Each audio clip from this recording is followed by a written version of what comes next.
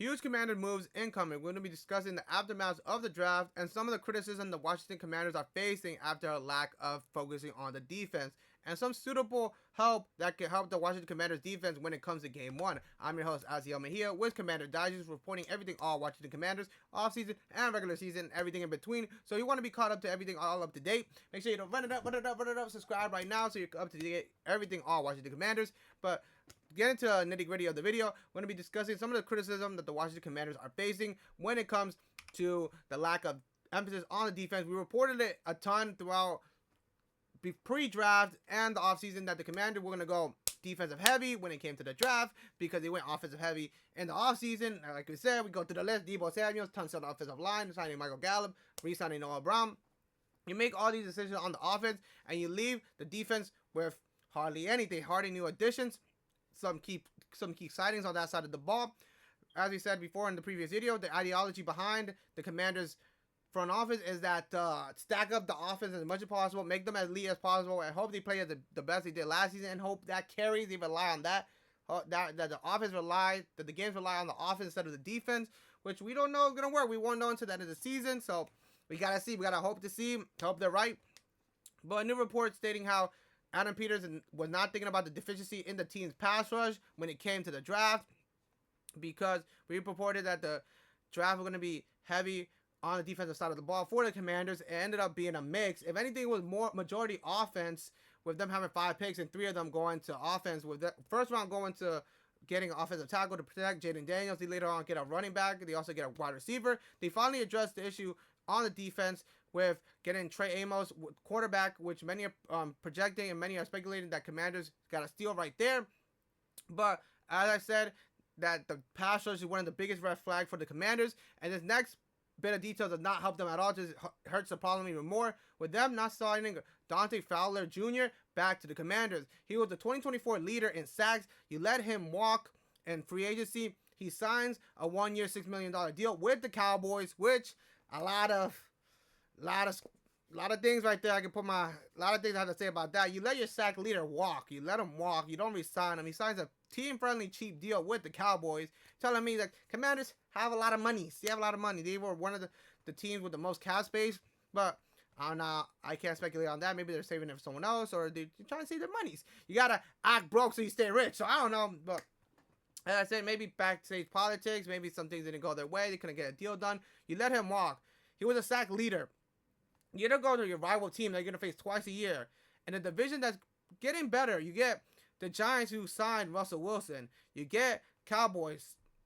Dak Prescott is going to come back. You get the Super Bowl champions, Jalen Hurts, that you faced not just twice, but 3 times in the playoffs included. And he steamrolled you. Okay, I'm sorry. I didn't want to say it, but I had to. Got to put the emphasis on that. But so you have all these great dynamic quarterbacks in the division. You let your sack leader walk. That's sort of... But in this video, we're going to be talking about 4 people who have the potential of not fully fixing the problem, but of one step in the right direction that can help the Commanders and could be a Commander starting Game 1. Well, first of all, we're going to bring up Preston Smith, which is very interesting because Preston Smith was with the... was with the Commanders. He was not with the Commanders. He got drafted by Washington in 2015. What I mean by that, they were a different team back then. They weren't called the Commanders. They were called something else. I don't know if I can say it. I'm gonna get in trouble. I'm not. Washington redacted. Washington. He was drafted by Washington in 2015. Spends a couple years with Washington. Leaves. He goes 5 years to the Packers, and then late in 2024 season, he gets traded to the Steelers. He takes a major loss in production when it comes to the stats, because throughout over 6 seasons, he recorded 44 sacks and 96 quarterback hits. But with the Steelers, he only had 5 sacks. Let me put this into perspective. He had a major setback in stats, right? 5 sacks. If he was with the Commanders, he would have been 3rd. So that sort of paints the picture a little bit better on where the Commanders are in their pass rush. That if he would have been with the Commanders, he would have been 3rd. But this was a major setback for him. So, like I said, Smith is a very interesting topic because he was with the Commanders. He leaves. Maybe he left due to certain backstage politics and people, but all those scumbags are gone. They are gone. This is a new era. This is a winning culture as of right now based off last season. So that could entice Smith to maybe be a Commanders again. Maybe he wants to retire where he got drafted. So you never know. You never know. But we're not only going to look at veterans players in the NFL. We're going to look at some undrafted rookies. In that case, we're also going to look at Steve Linton from Baylor, edge rusher. Like I said, undrafted rookie. He played 46 games in his college career, which helps him out. He has a ton of experience. But the thing is, his stats don't help him at all. That's what may have led to him not getting drafted. In 46 games, he's recorded only 4 sacks and 22 tackles in 6 years of college through 3 different college programs. But a lot of analysts say that these stats don't paint the whole picture for Steve. Many analysts saying he's a tall, rangy defender that can move. But don't take my word for it. We're going to look at my favorite analyst. We're going to look at, Lance Zierlein, NFL analyst. Elite, what he has to say about Steve. Elite snap acceleration to blow by blockers and break up run plays in the backfield. What did the Commanders struggle with in the playoffs that we discussed in many videos? The run defense. The run defense was non-existent. You have a guy who's one of his key attributes is being able to get past blockers, and make a play when it comes to the run. Lance also said he can slip around a block and make tackles at a tough angle. Premium get-off speed with effective shoulder turns at the top. Just praising Steve for his quickness, for his agility. Like I said, he's a big defender who can move, which is great for the Commanders. But as I said, we're going to look at rookies as well. So we're also going to look at what Kaimon, Rucker, University of North Carolina, edge rusher as well, undrafted rookie.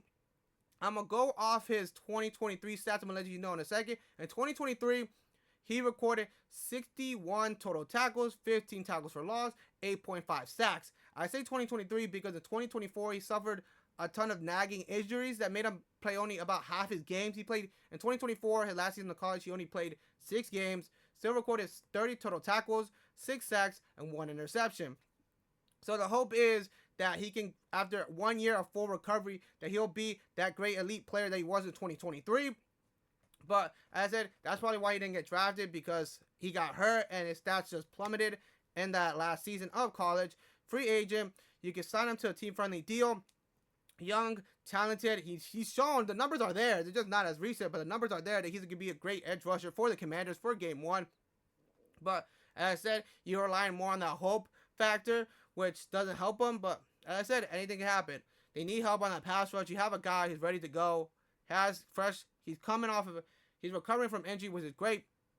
But we're also going to look at what our favorite analyst has to say about him. Lance Zierlein again, what he had to say about Rucker, saying, careful to close the distance and run through tackle targets. Good timing and explosiveness in his long arm rush to create the edge. Change of direction secondary rush to hound the quarterback.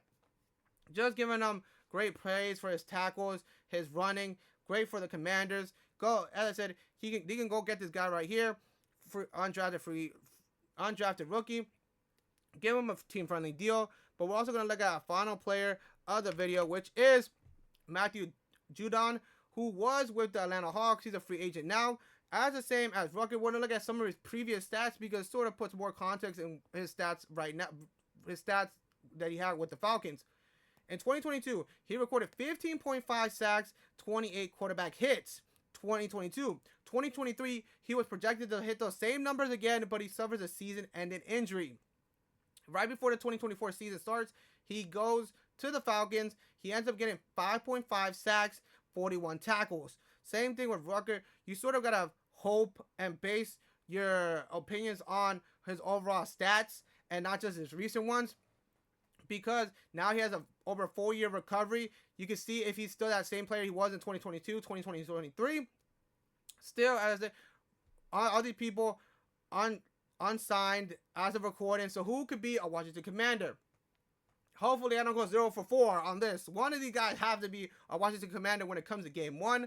But this is where you guys leave your opinions. Put in the comments down below if any of these guys are a good fit for the Commanders. Should they get someone else? Am I just completely talking out of my mind and none of these players are a good fit for the Commanders? But like I said, let me know in the comments down below who you think the Commanders should go get. Who could be a Commander game 1? But I'm Azael Mejia with Commander Digest, reporting everything on Washington Commanders, and I'll see you in the next video.